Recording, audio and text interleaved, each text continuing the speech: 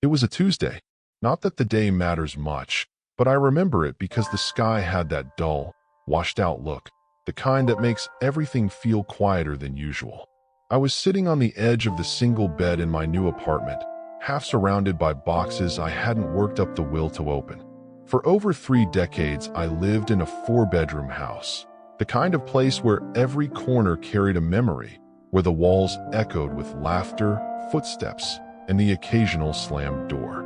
Now, here I was, 67 years old, in a small flat with no garden to tend, no familiar hum of the refrigerator I once complained about, no voice calling out from another room. Just me, and a silence I hadn't prepared for. Starting over wasn't something I'd planned. Who does at this age?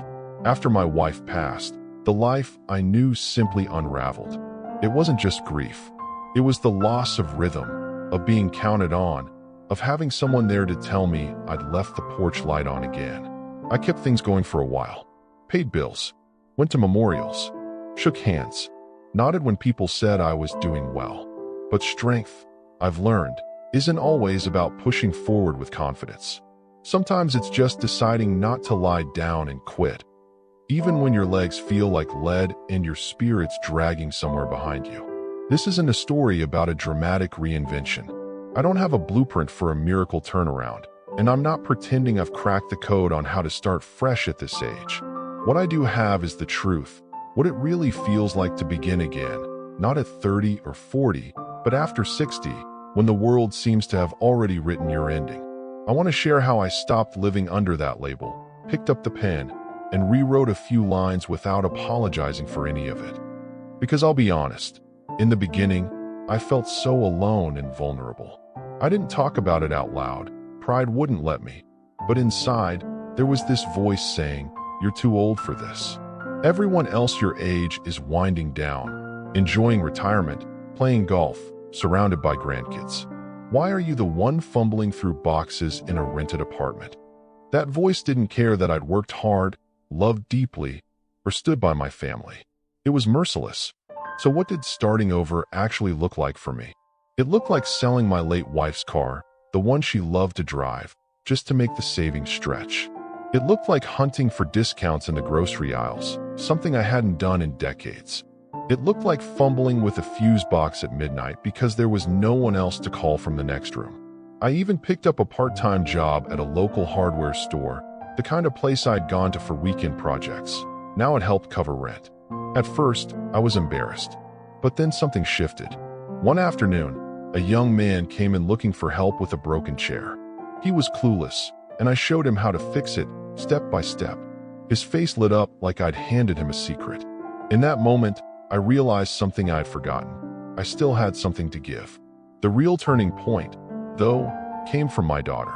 She called one night, her voice low, kids shouting in the background, and said, "Dad, I know it hasn't been easy, but I'm proud of you." For the first time, I didn't brush it off. I didn't make a joke or say, "I'm just managing." I let it sink in. I believed it. You see, starting over isn't just about the logistics. It's emotional. It's grieving the life you thought you'd still be living, then choosing to build a new one anyway. No, I didn't do it with a grin every day, but I did it without apology. In the next part, I want to share the small, often overlooked choices that helped me piece my life back together, not with grand gestures, but with steady steps, and how I stopped worrying about what others thought of my second chapter. Because here's the truth, it's mine, and so is yours. The thing about starting over that no one tells you is how many small decisions it takes. Not the big ones, like where you'll live or whether you'll need to work, but the little choices that sneak up on you. Do you bother hanging pictures when you're not sure how long you'll stay? Do you buy a full carton of milk when you're the only one drinking it? The small things suddenly matter in ways they never did before. I remember standing in my new kitchen, staring at a cheap kettle I'd picked up on sale. It was ugly, squeaked when I poured water, and made more noise than it should have. But one morning, I caught myself humming while it boiled. Not because life was suddenly good, it wasn't. But because in that moment, I realized something simple. Even here, even now, I felt gratitude for that cup of tea just the way I liked it. That small bit of control, that little ritual, mattered more than I expected. One of the first choices I made purely for myself, not out of duty, not out of necessity, was joining a walking group at the community center. I almost didn't go. The idea of showing up alone, shaking hands with strangers, and keeping pace with people who all seemed to know each other already, it didn't exactly excite me. But I went. I wore the wrong shoes, got blisters the size of coins, and still showed up again the next week. There was a guy there named Franklin, early 70s, widower, talked endlessly about his tomato garden. At first, I found him irritating, too cheerful, too chatty. But then, one morning while we walked side by side, he said something that stuck with me. He said, "I thought I was the only one starting over this late in life. Turns out, we're all just trying to figure it out again. Different reasons. Same hill." That line, "same hill," echoed in my head for weeks. So thank you, Franklin, because you were right. We're all carrying something. Regrets, losses, disappointments. But the climb, the choice to keep moving, that's the part we share, isn't it? Another turning point for me was when I stopped explaining myself. For years, I'd been the man who made sure everyone else was comfortable, who bit his tongue, who played along to keep the peace. But there comes a point when you've carried enough quiet apologies to last a lifetime. So when a distant relative said to me, "It must feel strange, working again at your age," I didn't smile and nod like I usually would. I just said, calmly, "Not really. Feels like steering my own ship for the first time in years." She didn't know what to say. I smiled, and that was the end of it. Here's what I've learned. The real gift of starting over late in life isn't about proving anything to anyone. It's not about some shiny new achievement or impressing the people around you. It's about reclaiming the right to live by your own blueprint, even if the lines aren't straight and the ink smudges a little. I stopped apologizing for wanting quiet, for choosing slow, for not joining social media, for not filling every hour of my day with busyness.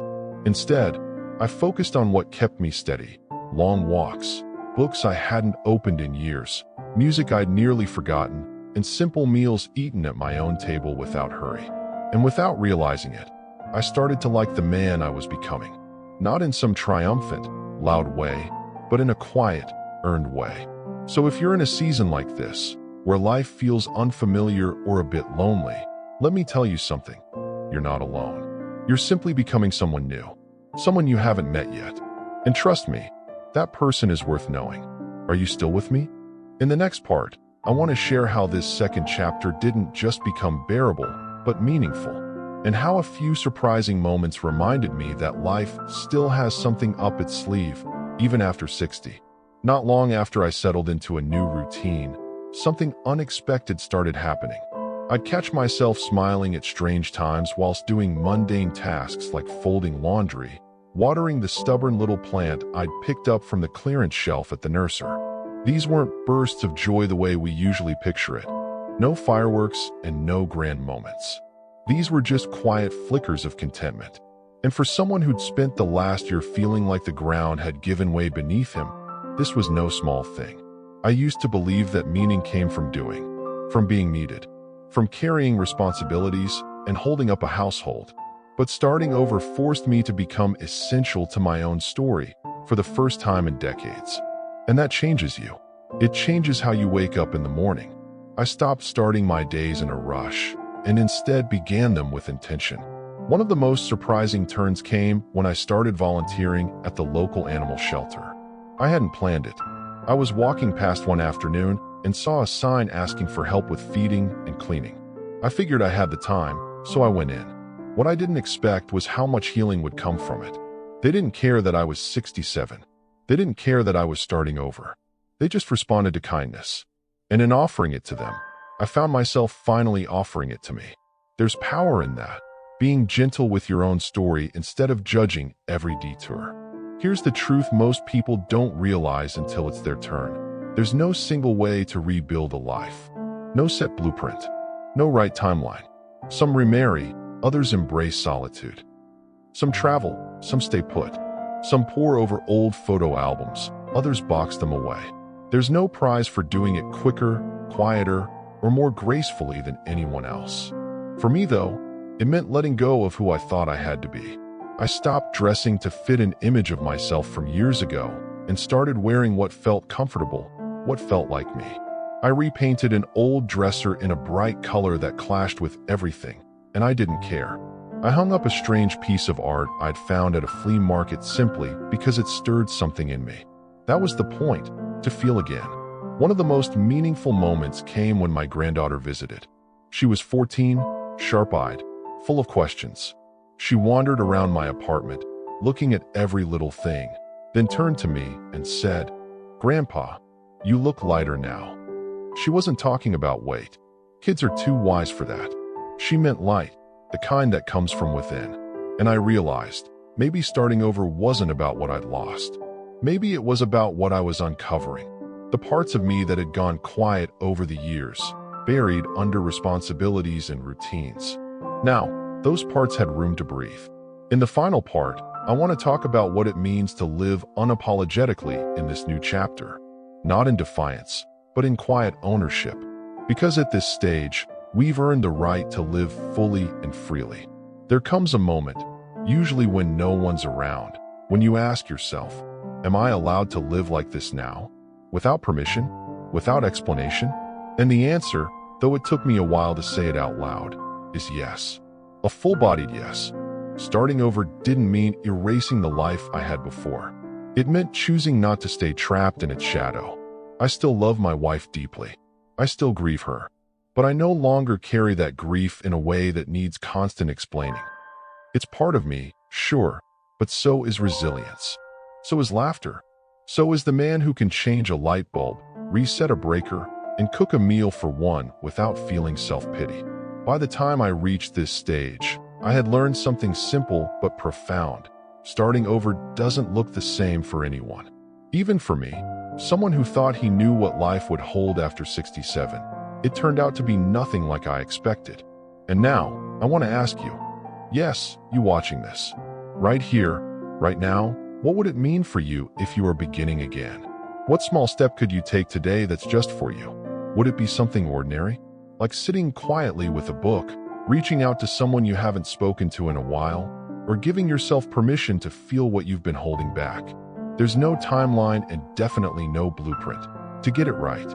Some days the steps will feel invisible and others surprisingly heavy. That's okay. Every start over is unique, shaped by your experiences, your heart, and the life you've carried up to this moment. So take a breath. Notice what matters to you right now.